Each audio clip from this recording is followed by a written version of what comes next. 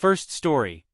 My husband caught me cheating in our house, stormed out of the house before I could explain myself, crashed into a wall, and is now in a coma with life support. In-laws don't know about the cheating but are furious at me, believing the stress I put him under for children and settling caused the accident. I don't know what to do. I'm writing this while sitting in the ICU waiting room, staring at a coffee cup I've refilled 3 times but haven't taken a single sip of. My husband, Matt 32M, is on life support. Machines are keeping him alive, and I can't stop thinking that I put him there. It happened 2 days ago. Matt stormed out of the house after an explosive argument, peeled out of the driveway, and barely made it 5 miles before crashing his car into a tree. The doctors said he was driving way over the speed limit. They haven't confirmed if alcohol was involved yet, but I know for a fact he wasn't drinking. This was about me, or more specifically what I did. I cheated. Before you grab your pitchforks, let me explain. I'm not looking for sympathy. I know I messed up. But this wasn't some long-term emotional affair. It was purely physical. It happened with another photographer I worked with, Aaron 33M. It wasn't love, just an escape. Matt and I have been at odds for months, scratch that, years over having kids. He's ready to settle down, buy a bigger house and start a family. I'm not. I've told him 1,000 times that motherhood isn't in the cards for me. I love my career, my freedom, and the life we've built without the added responsibility of kids. He always thought I'd change my mind. I haven't.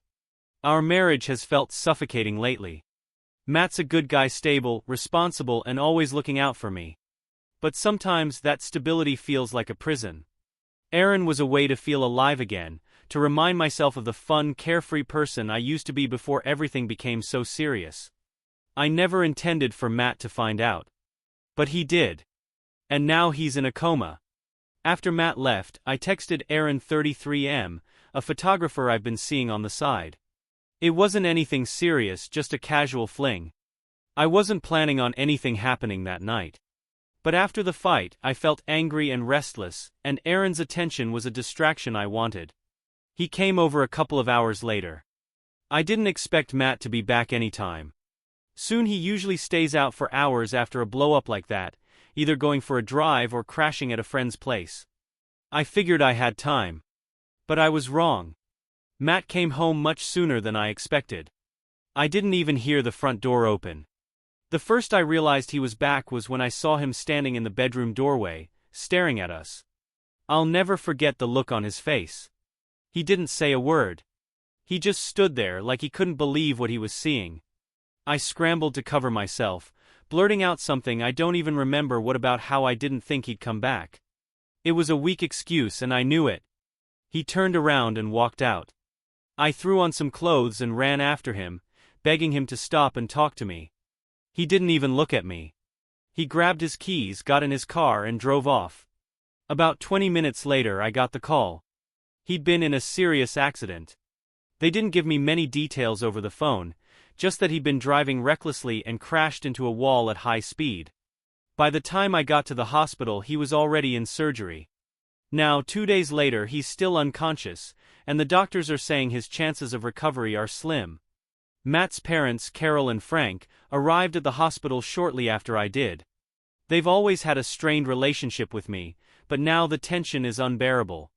Carol has been making pointed comments since the moment she walked in about how Matt's been under so much stress lately, how he needs more support at home, and how it's a shame I'm never on the same page as him. She doesn't know about the affair, but she assumes the accident was caused by the fight we had earlier about kids. And honestly, I've let her believe that. It's easier than telling the truth. But the guilt is eating me alive. I keep replaying the moment he saw me with Aaron, the hurt and betrayal on his face, and wondering if I could have stopped him from leaving. Maybe if I'd begged harder or said the right thing, he wouldn't have gotten in the car. Maybe he'd still be okay. I feel trapped. Carol and Frank already blame me for this, even though they don't know the whole story. If I tell them the truth, I know they'll never forgive me. And if Matt doesn't make it, they'll always see me as the reason they lost their son. But I also don't know if I can live with this secret. Every time Carol gives me that cold, judgmental look, I feel like I'm going to crack. I keep wondering if telling the truth would make anything better, or if it would just make an already unbearable situation even worse. I don't know what to do. Do I come clean and risk destroying what little goodwill I have left? Or do I keep my mouth shut and let them go on blaming me for something I didn't do, at least not the way they think? I'm terrified of what will happen if the truth comes out. But I don't know if I can carry this secret, especially if he doesn't make it. Comment 1. You cheated on your husband in his bed after an argument where you were 100% in the wrong. And now he's on life support because of your selfishness. And you're asking whether you should come clean. You've already destroyed his life. Do you really need Reddit to tell you to be a decent person for once? Comment 2. Honestly, this post made me sick to my stomach. Your husband was already struggling because you refused to compromise on a major life decision. And instead of working through that with him, you invited another man into your home, while he was out dealing with the stress you caused. You've literally wrecked his life. I hope his family finds out everything and makes sure you never see him again. Comment 3. Imagine being so self-absorbed that you cheat on your husband after an argument, and then blame it on him for coming home early. Newsflash: you didn't just ruin his life. You ruined yours. He deserves better than you. I hope he wakes up and divorces you on the spot. Update: I thought posting here would help me clear my head, maybe figure out what to do. Instead, it's just made everything worse. The comments didn't hold back, and honestly, I can't blame anyone for the things they said. People called me selfish, heartless, and cruel. Some even said Matt's better off without me. As much as it hurts to read, I can't stop. Maybe I feel like I deserve the punishment, or maybe I'm just hoping someone will tell me what the hell I'm supposed to do now. But no one can answer that. Not when I don't even know what Matt told anyone before the accident. Matt is still unconscious. The doctors keep saying he's stable, but there's been no improvement. Every day that passes without a change feels like the walls are closing in. Carol and Frank are still here, and the tension between us is unbearable. Carol has stopped even pretending to be civil. She barely looks at me except to throw out snide comments. Yesterday she asked me if Matt had said anything unusual before the accident, her voice dripping with suspicion. I told her I didn't know, that he'd been upset. But we hadn't really talked. She didn't look convinced. But the truth is, I don't know what Matt said or who he might have talked to before he crashed. This thought has been haunting me since the day of the accident.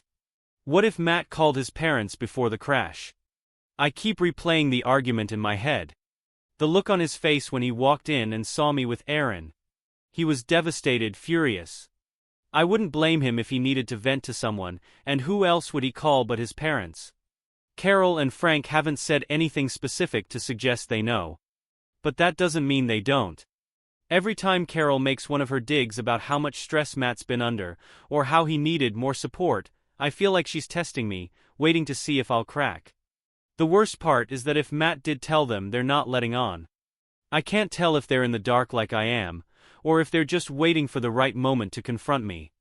As if all of this wasn't bad enough, Aaron texted me again yesterday.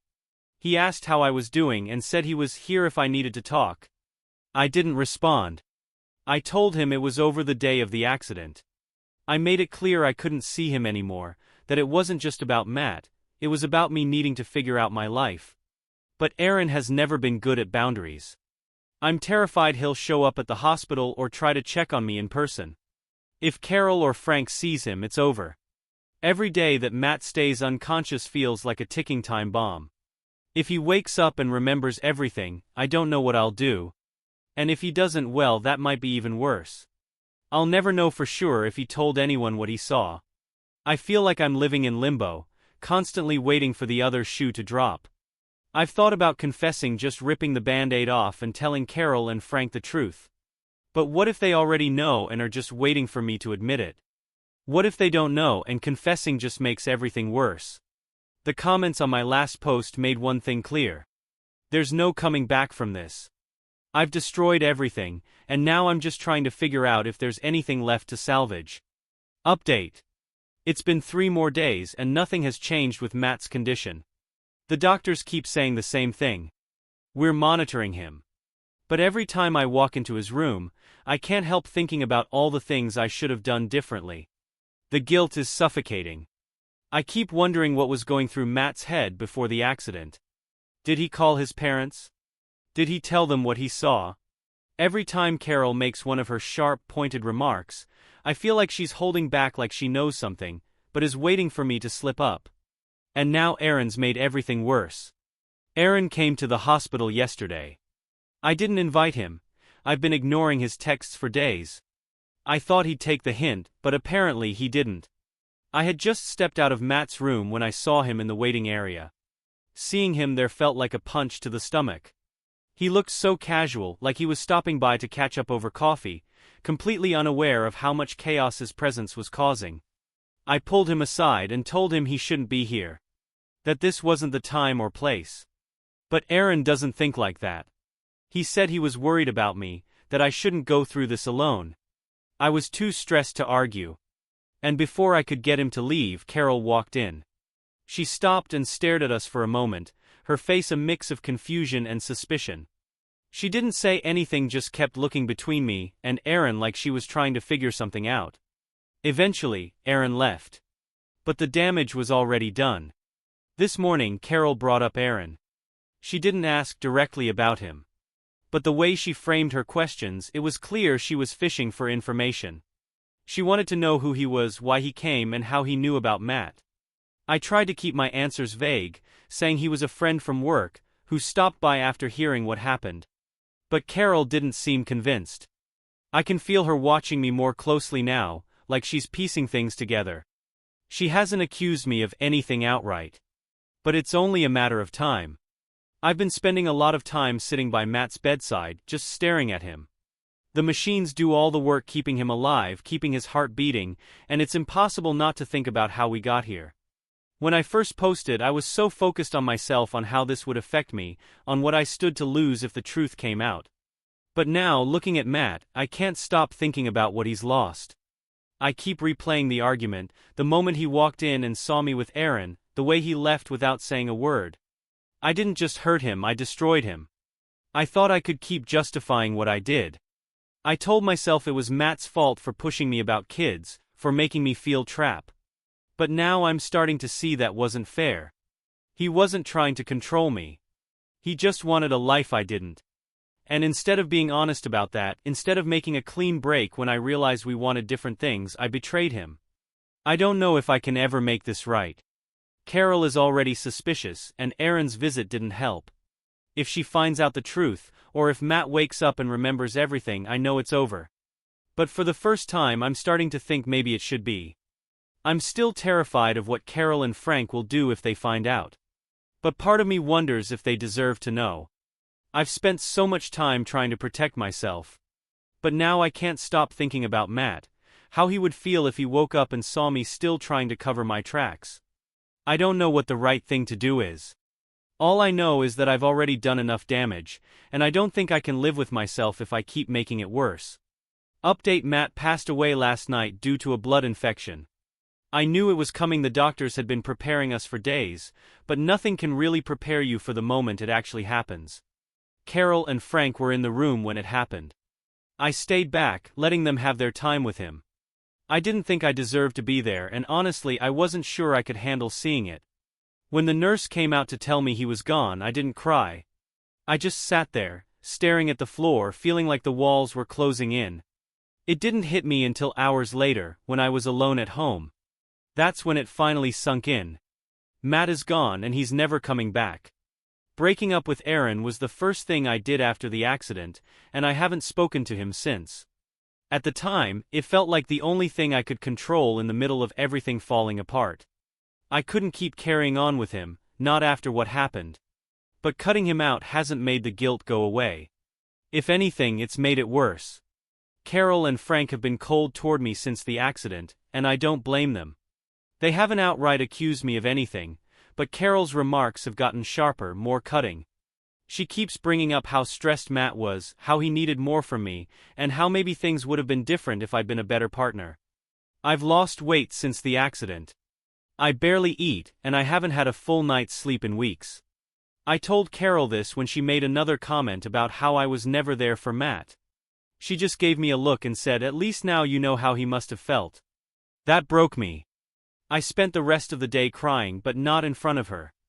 I've learned not to let her see how much her words affect me.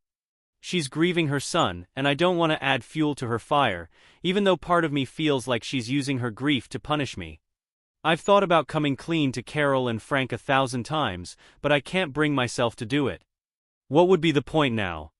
Matt is gone, and nothing I say will bring him back. They already blame me for his death because of our fight about kids. Telling them the full truth would just give them more ammunition to hate me, and I don't think I could survive that. I'm barely holding it together as it is. But that doesn't mean I don't feel guilty. I think about Matt every day, about the look on his face when he saw me with Aaron, about the choices I made that led us here. I know I'll carry that guilt with me for the rest of my life. At the same time, I can't let this destroy me completely. What's done is done, and I can't undo it.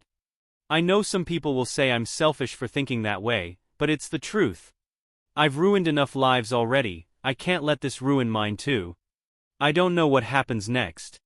Carol and Frank have made it clear that they don't want me in their lives, and I think that's for the best. I don't know if I'll ever forgive myself for what happened, but I also know I can't keep living in the past. This will be my final update. There's nothing left to say. I feel guilty for everything I've done, but I can't change it now. I just hope wherever Matt is, he's finally at peace. Second story. Delusional OP accused her husband of cheating, believing her all single unmarried friends, who resents and had bad-mouthed her husband previously. Now OP is regretting everything. I 34F and my husband 35M have been married for 5 years and together for 9. From the start, I totally felt like I won the boyfriend-husband lottery, because he's definitely out of my league. He's handsome, very fit and athletic, wrestling, boxing and jiu-jitsu, and super charming. I see the way women look at him, and I am very aware of how attractive he is. My husband has never given me any reason to think he has been unfaithful. He's a wonderful provider and father to our 2-year-old son. However, about 6 weeks ago, there was a change in his routine that made me suspicious. My husband is an engineer, he doesn't work crazy long hours, but does bring work home usually. I work part-time from home 2 or 3 days a week, and we have a spare bedroom that my husband made into a beautiful office.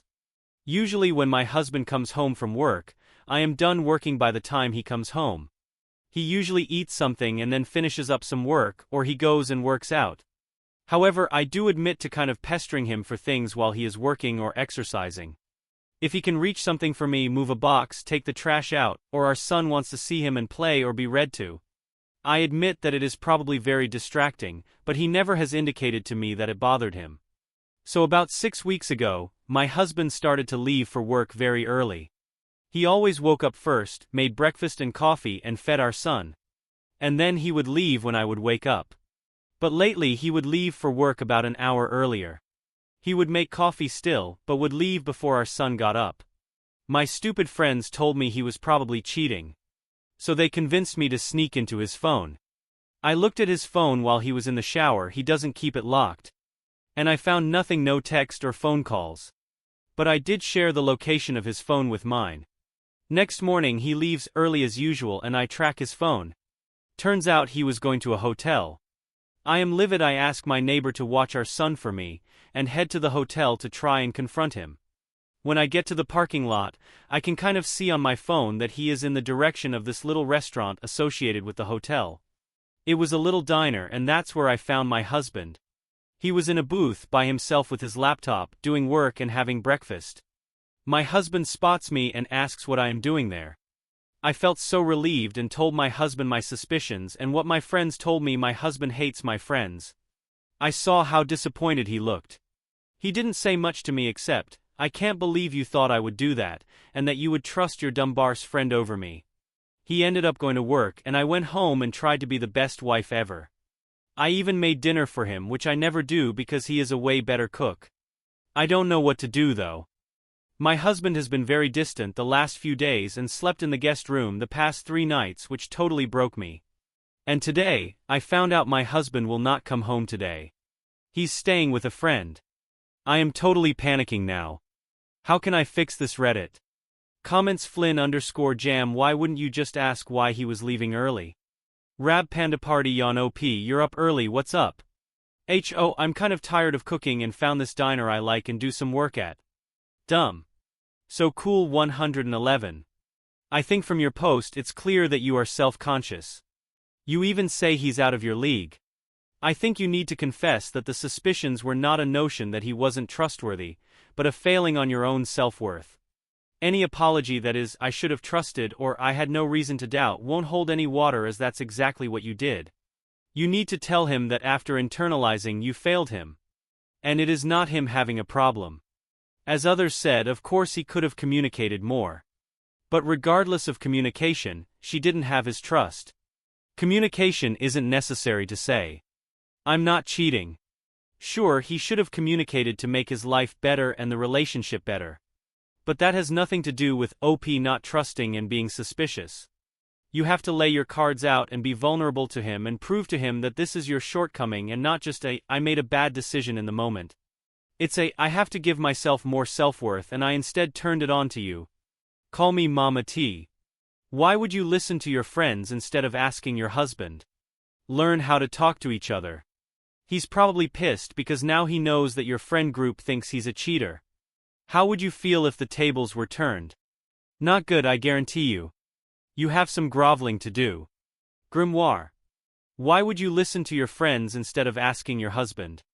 Because realistically, most people IRL give the same advice they give on Reddit. Mistrust and projection of fear and trauma tend to catch easily. I think after finding nothing in his phone, you owed him a conversation.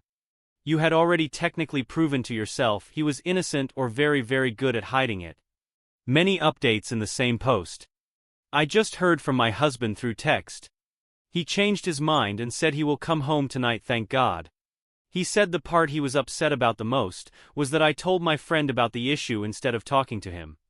I kind of know how much this would bother him because he always makes comments about how much he dislikes when people talk about their spouses negatively. So Reddit. I am going to apologize profusely. I know I messed up. But I need to save this. 2 hours later. He's coming home in a few hours. He says he doesn't have to do any work when he comes home, yay. I am not really sure how to approach it. Do I let him talk to me? Do I just apologize and tell him I was worried about losing him? I'm not sure what to do about my friends. I've known these girls since elementary school, and we are doing a girls' trip to Nashville in like a month. I haven't told them what happened. But I haven't been really in mood to talk on the group texts. But for some context, yes, I am the only one out of all of them who is married. Comments. Clogateer. You have not mentioned dumping your friends who almost sabotaged your marriage. Furfinator 85. I wouldn't take advice on my marriage from friends that aren't married. I would cut that out completely. You don't have to drop the friends, but keep your marriage off limits. Gothic Gingerbread. At a bare minimum, OP needs to back away from those friends. And skip the trip to Nashville. Update. 1 day later. Good morning, Reddit. Last night went well, I think. I was rehearsing all day what I wanted to say to him. But when he came home I just broke down. I cried. And my husband just hugged me. He told me that we can talk later after we put our boy to bed. After our son went to sleep, that's when we talk. To be fair to my husband, he was telling me the night before that he was leaving early for work, and was really only doing that if I wasn't working the next day. I apologized every other sentence. But I asked him what I could do to make things easier on him, how I could help. If he feels safe at that diner, how could I do that at home? So I told him that I was going to start waking up with him in the morning. I can get our son up and dressed and get both him and my husband fed. I told him he can even work in the morning. And I will stay out of the way too. I think he really appreciated that because he kind of choked up and said that would be really nice. We slept together too. As for my friends, there is a backstory there. My husband didn't say never to talk to or see them. But I am not going on the trip. And I am going to definitely distance myself from them. Comments. Pancake it. Lesson learned. OP. I hope it works out. You seem like a nice lady who just needs to mature and get some confidence. Just remember, next time a friend says something stupid, always remember who would be rooting for you. Who wants you to succeed? Who wants you happy? Seems to me your husband, through his actions, has proven he wants the best for you and your son. Final update 1 day later update hi Reddit. This will probably be my final update, I put it here. It makes it easier to find. My other updates are scattered in the comments. So definitely having one of those epiphany moments like I have been asleep the past few years, and now I am awake and aware. I woke up with my husband and my son. Lazy Sunday feelings. Both of my boys at the kitchen table, while I made breakfast and fed them both. All of a sudden, I'm just hyper-aware of everything in the moment, my husband and son being silly. My husband tickling me and pranking me. My son and my husband chasing me around the kitchen. I just about peed my pants when my husband yelled, "Get mom!" And they both started to chase me around the kitchen. I know it won't be like this every day. But for the first time, I was very aware of how much power I have to make my home that safe and happy place. A lot of people were messaging me about my friends. I haven't spoken to them since everything happened, and quite frankly, I'm terrified of anyone finding out what happened. But when I and my husband first started dating, they talked very badly about him, and some of what they said made it back to my husband from a mutual friend. He had always stayed cordial with them. But there was one day years ago when my were over for wine at my home. My friend was in the middle of a story, and my husband had just walked in the house from work. She said, "Can you go somewhere else, I'm telling a story." And she basically yelled that at him she can be obnoxiously loud. My husband absolutely flipped out on her. He walked right up to her, got in her face and yelled, "Who the F do you think you are? You are in my FING house, you go somewhere else." My husband had raised his voice at me like once ever, so I was in shock to see my husband do that. Wine night was over, to say the least, haha. But ever since that moment, my husband has been very openly hostile towards my friends. Reflecting on everything that's kind of happened, I feel very ashamed. I think I dodged a huge bullet, and I hate how I have been acting, contributing so little to our marriage. Amazing how a mundane Sunday morning can, at the same time, be the best thing ever. My husband forgave me. I just now need to try and forgive myself. Thank you, Reddit. Comments OK complaint 37. I like your husband. He is assertive, and showed this obnoxious drunk woman aka friend her place. Drinking is never conducive to anything good. This is my own epiphany recently. Enjoy and take care of your family.